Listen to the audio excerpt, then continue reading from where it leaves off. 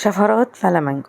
شفرات فلامينجو من أسرع الوسائل لإزالة شعر البشرة بكل سهولة. أهم حاجة تعقمي الشفرة اللي انت بتستخدميها وتكون انت بس اللي بتستخدميها، وهتستخدمي جل الصبار عشان ما تجرحش بشرتك، لأن هي بتبقى حامية جدا.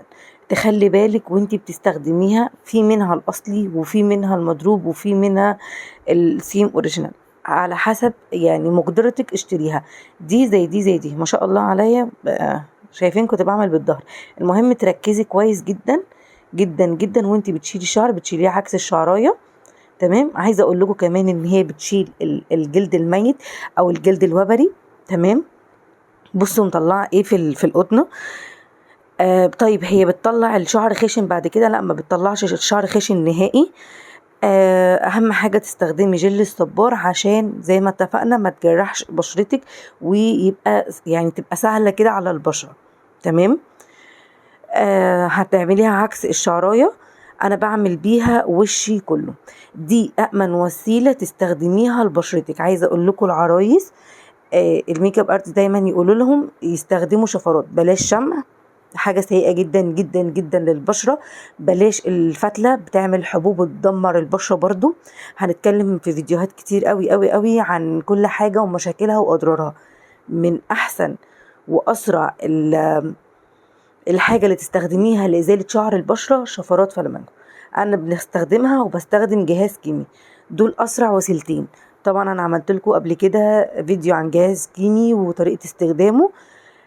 بالنسبة للشفرات زي ما قلت لك، أهم حاجة تستخدمي جل الصبار. على فكرة بعمل بيها منطقة الشنب عادي جدا. اللي يقول لك لا هتخدره والكلام ده، أنا بقالي 3 سنين بستخدمها ولا حصل أي حاجة.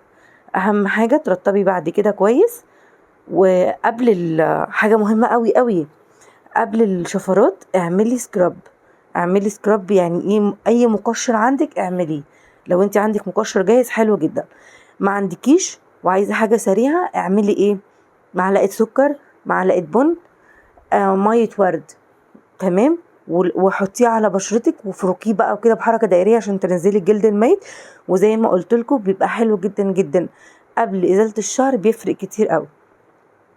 هتبدأي بعد كده خلاص عملتي السكراب بتاعك، هتبدأي بقى تعملي الايه، الشفرات بتاعتك زي ما احنا ماشيين خطوة خطوة. بصوا مطلعة في القطن ايه بلاوي بجد، وما بتطلعش حبوب.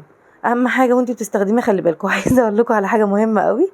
اما نيجي نستخدمها لمنطقه الحواجب نخلي بالنا، عشان انا قبل كده طيرت حواجبي بيها، فخلي بالكم من الحته دي كويس. بصوا القطنه فيها ايه. عايزه اقول لكم بتطلع بجد بلاوي من البشره، بلاوي مش بستغنى عنها. بقالي زي ما بقول لكم كده 3 سنين او اكتر كمان ما بستخدمش غيرها، ما بعرفش اعمل حاجه تانية غيرها.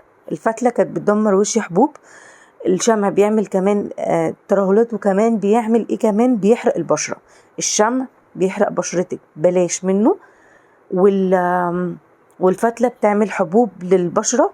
اسهل واحسن حاجة، وكمان يفضل للعروسة ان هي تستخدمها اللي هي الشفرات اللي هي فلامينجو. في منها الاصلي وفي منها المضروب.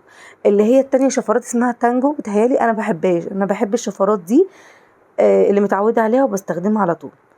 طبعا شايفين القرف اللي طالع. انا على فكرة معتمدة ان انا اسيب بشرتي كده عشان اوريكم النتيجة بتاعتها حلوة قوي. اهم حاجة قبل وبعد ان انت تعمليها تعقميها، وتقدري تستخدمي الشفرة الواحدة 3 4 5 مرات، مفيش اي مشكلة. انتوا شايفين نتيجة بشرتي حلوة جدا ازاي؟ انجاز في ثواني بتكوني مخلصة وشي كله، يعني مش بتحتاجي اساسا وقت. قولوا لي بقى رأيكم، والناس اللي بتستخدمها تقولي رأيها في الكومنتات. وما تنسوش تعملوا لايك وشير، وقولوا لي قولوا لي الفيديو اللي جاي عايزينه عن ايه. اهم حاجه يكون عندك جل الصبار او زيت جوز الهند. جل الصبار او زيت جوز الهند للناس اللي بشرتها جافه.